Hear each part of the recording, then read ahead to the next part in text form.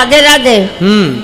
गुरुजी हम लखनऊ से आए हैं, आप ये मेरी बेटी है, इसके साथ हाँ यही मेरी देख रेख करती है। ये मैं चल नहीं पाती हूँ, मुझे ये व्हील चेयर लेके लखनऊ से हमें लेके आई है यहाँ। वाह, अब हमें कोई दिक्कत नहीं है। मेरा एक प्रश्न है, मेरा प्रश्न ये है कि दीपावली में जो गणेश लक्ष्मी खरीदे जाते हैं उनके लिए ऐसा कहा जाता है कि पुराने लक्ष्मी गणेश घर से बाहर कर दिए जाते हैं, नए रख लिए जाते हैं।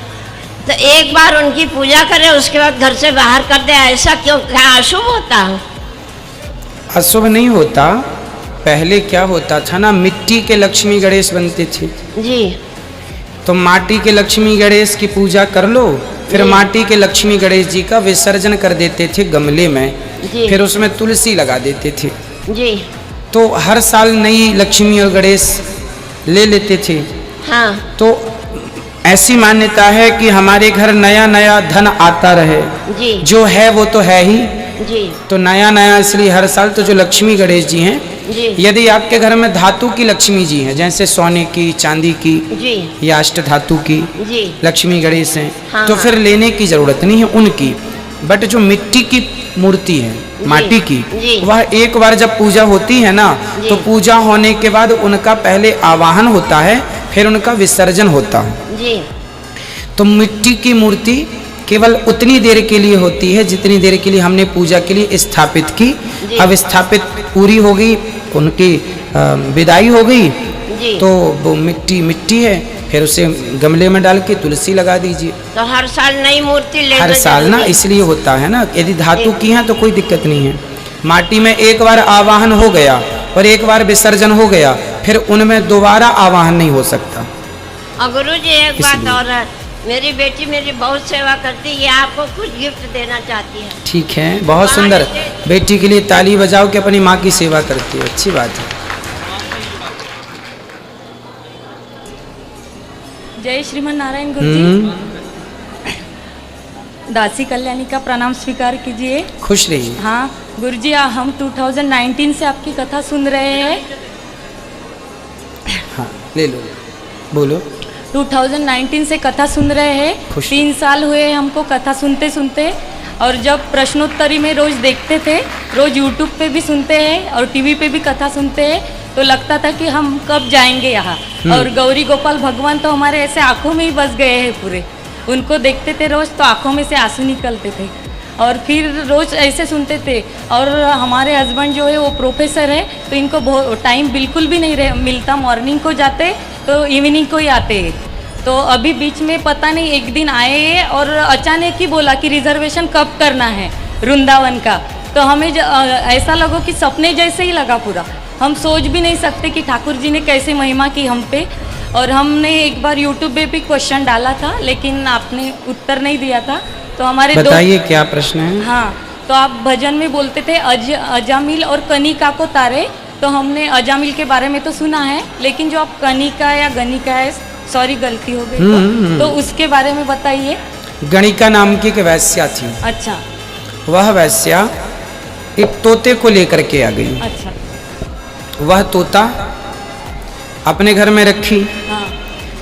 तो तोता राम राम बोलता था, कोई साधु का तोता था। तो वैश्या तो कभी पूजा पाठ, अब वैश्या तो वैश्या है, पर वो तोता राम राम बोले तो वैश्या केवल सुनती थी। अच्छा। कभी बोलती नहीं थी। जब वैश्या की मृत्यु होने का समय आया, तो जब मरते समय उसने बोला नहीं, तोते ने राम राम बोला, तो वो सुन रही थी और सुनते सुनते मर गई। तो भगवान ने उसे भी परम गति प्रदान की कि भगवान का नाम सुनते सुनते आई है।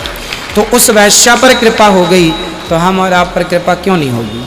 वो गणिका है। ठीक है गुरुजी। गुरुजी दूसरा प्रश्न ये है हमारा, दूसरा प्रश्न ये है कि किसी भी हम हिंदू सनातन धर्म से है, माइक पास। हाँ, हिंदू सनातन धर्म से है, तो हमें दूसरे धर्म में शादी नहीं करनी चाहिए कि दूसरे जाति में शादी नहीं करनी चाहिए? ना तो दूसरे धर्म में, ना तो दूसरी जाति में। हाँ, तो इसी से रिलेटेड एक क्वेश्चन, मेरे कन्फ्यूजन जो था वो क्लियर करना चाहती हूँ कि आप बोलते हैं कि ब्राह्मण, क्षत्रिय, वैश्य, शूद्र ये 4 व्यवस्थाएं है और ये भगवान श्रीमन नारायण के एक ही अंग से चारों का जन्म हुआ है। मुख से ब्राह्मण, हाँ, भुजा से क्षत्रिय। तो ये व्यवस्थाएं है और ये जो जाति है ये मनुष्य ने बनाई है। तो फिर जो व्यवस्था है ना, उस व्यवस्था का नाम ही ब्राह्मण है, उस व्यवस्था का नाम ही क्षत्रिय, उस व्यवस्था का नाम वैश्य और शूद्र है। अच्छा, तो हमें इसलिए देखो, इसका बहुत बड़ा साइंटिफिक रीजन समझो। ब्राह्मणों का विवाह ब्राह्मणों में इसलिए होना चाहिए क्योंकि ब्राह्मण की बेटी ना बचपन से ब्राह्मणों के रीति रिवाज जानती है। यदि वह क्षत्रियों में चली गई तो क्षत्रियों के रीति रिवाज अलग होते हैं, खान पान रहन सहन, तो वो वहाँ पे कंफर्टेबल नहीं रहेगी, है ना। ब्राह्मणों की बेटी है तो ब्राह्मणों का जानती है कि यहाँ क्या करना है ना। इन्हें कि पूजा कैसी है, पाठ कैसी है, लहसुन भी प्याज भी नहीं खाती वो। और किसी और के घर चली जाए तो बकरा कट रहा है, मुर्गी बना रहे हैं, तो वो मुर्गी मछली खाने वाली ब्राह्मण की लड़की महीने 2 महीने तो ठीक रहेगी कि चलो भाई पति है, नई नई शादी है। जब जीवन गुजारना है ना तो फिर वो गवाही नहीं होगी अंदर से। आपने कभी मांस नहीं खाया और आपको कोई परोस दे मांस, तो आप कैसे खाएंगे? और आपका पति खाए मांस, तो आप कैसे उसके साथ जीवन गुजारने का सोच सकते हैं? तो विचारों का मिलना हो, शरीर का मिलना पति पत्नी नहीं है, विचारों के मिलने से रिश्ते होते हैं, शरीर के मिलने से नहीं। इसलिए जहाँ विचार मिले, इसलिए हमारे बुजुर्गों ने व्यवस्था बनाई कि भाई ब्राह्मण ब्राह्मणों में रहेंगे तो रीति रिवाज एक सी रहेगी, कोई चिंता परेशानी नहीं होगी, है ना। क्षत्रियों का क्षत्रियों में रहेगा, वैश्यों का वैश्यों में, ये एक व्यवस्था है। इसी अब हम इसको तोड़ें कि नहीं, ब्राह्मण की लड़की जाके क्षत्रिय वैश्य शूद्र से विवाह कर ले तो व्यवस्थाएं बिगड़ जाएंगी। समझिए, जो संतान होगी उसे आप क्या नाम देंगे?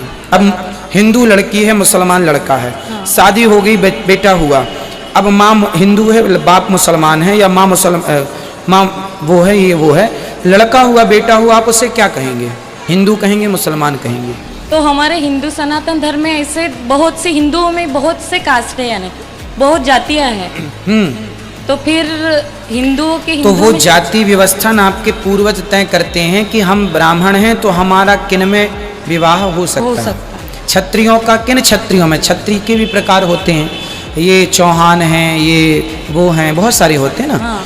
तो उनका ये वो आपके खानदान में परंपरा होती है ना, भाई बड़े बुजुर्ग बताते हैं हमारा विवाह किससे हो सकता है, तो वो बड़े बुजुर्गों के पास बैठने से यही तो ज्ञान मिलता है। तो कुछ परंपरा के ज्ञान लेके रखना चाहिए। और गुरुजी, सब लोग बोलते थे कि हम एग नहीं खाते, अंडा नहीं खाते, तो सब बोलते थे नहीं कि एग नॉनवेज नहीं है, वेज है। लेकिन आपकी कथा से हम दूसरों को भी प्रमाण दे सके, हमारे हस्बैंड को प्रमाण दे सके, क्योंकि वो प्रोफेसर है। तो जब आपने एक बार संडे था, कथा में बोला था, तो हमने उनको दिखा दिया था कथा में, क्योंकि फिर हम गलत भी साबित नहीं हुए और हम प्रमाण भी दे सके उनको। तो नहीं खाते अंडा? नहीं, वो कभी खाते ही नहीं थे। अच्छा। लेकिन डॉक्टर ने ऐसी सिचुएशन आई थी कि बोला था खाने के लिए। देखिए, डॉक्टर लोग जो होते हैं ना, कुछ डॉक्टर तो अच्छे होते हैं, कुछ डॉक्टर तो चाहते ये हैं कि आपका धर्म भ्रष्ट हो जाए, वो अपनी डॉक्टरी का मिस यूज करते हैं। आपको कहेंगे अंडा खाइए, अंडा में कहते हैं प्रोटीन होता है। अब उन डॉक्टरों से कहा जाए कि क्या आपकी स्टडी इतनी ही है कि अंडा में प्रोटीन होता है? आपको उनको बताना चाहिए, डॉक्टर साहब आप कम पढ़े हैं, ज़्यादा पढ़ते तो ये पता चलता कि सोयाबीन नाम का एक फसल होती है किसानों के यहाँ, अंडे से कई गुना ज़्यादा प्रोटीन उसमें पाया जाता है, दालों में प्रोटीन पाया जाता है, दूध में प्रोटीन पाया जाता है। हम प्रोटीन ही लेना है बॉडी को, तो अंडे से ना लेके हम दूध से ले लें, फलों से ले लें, जहाँ प्राप्त है। भाई बहुत सारे स्रोत ईश्वर ने दिए हैं हमें, हम उनका ही उपयोग करें। पर कुछ डॉक्टर हैं जो केवल खुद तो बिगड़े हैं, खुद तो खाते हैं मांस, औरों को कि हम तो खा रहे हैं, तुम भी भ्रष्ट हो जाओ।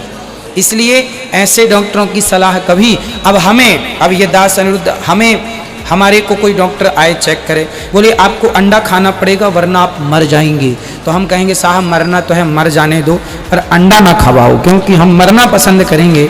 हम किसी जीव की जो नहीं खाते वो नहीं खाएंगे, हमें प्रोटीन चाहिए, हम अन्य जगह से लेंगे। तो धर्म के प्रति ना हमें जागरूक होना चाहिए। हमें क्या खाना डॉक्टर निश्चित नहीं करेगा कि आपको क्या खाना है। अरे डॉक्टर बता सकता, हो सकता है वो इस संसार में परिपूर्ण कोई नहीं है भगवान के सिवा। डॉक्टर कितना भी पढ़ लें लेकिन वो भी परिपूर्ण नहीं है, मतलब उनको भी अल्पज्ञता है। यदि पूर्ण ज्ञान होता तो कोई डॉक्टर ये नहीं कहता कि आप अंडा खाइए, पूर्ण ज्ञानी डॉक्टर ये कहता कि आपको प्रोटीन चाहिए, आप खूब दूध पीजिए, आप खूब सारा सब्जियां खाइए, खूब सारा आप सोयाबीन फुला दीजिए, रात्रि को खाइए, सोयाबीन खूब, सोयाबीन जानते हैं ना, खूब सारा उसमें प्रोटीन है, खूब बहुत सारा। फिर चलिए, जय श्रीमन नारायण गुरु जी। राधे राधे, खुश।